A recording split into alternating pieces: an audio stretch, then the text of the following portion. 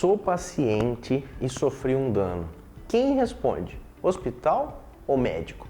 Esse é o tema de hoje. Esse é um tema um pouco profundo, então eu vou tentar apresentar uma explicação para você de uma forma um pouco mais simples, tá? E vai servir tanto para você que é paciente ou familiar de paciente que quer entender um pouco mais sobre isso, como até para você que é advogado e tá com um caso assim no teu escritório e você está pensando o que você vai fazer, né? A resposta para essa pergunta é uma resposta que eu não gosto de dar porque parece que não responde direito, né? Que é depende. Depende do quê?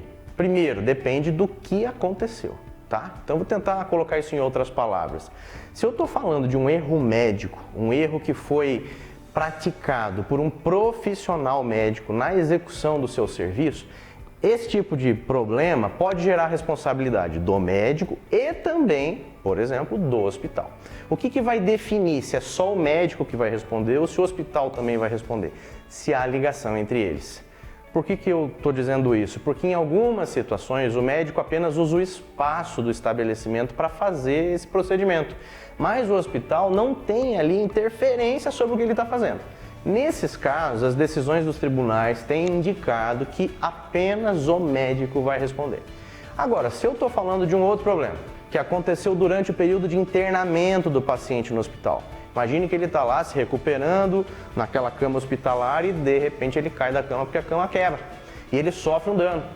Nessa situação, eu estou falando de um serviço que é propriamente hospitalar. Então, nesse caso, eu vou responsabilizar o hospital e não o médico, apesar de o médico ser o responsável pelo tratamento como um todo. Então perceba que dependendo do tipo de situação, eu posso ter responsabilidade de apenas uma pessoa ou de mais de uma. Te dei um exemplo em que apenas o hospital responde e um exemplo em que pode ser que apenas o médico responda ou também o hospital, se houver vínculo entre eles.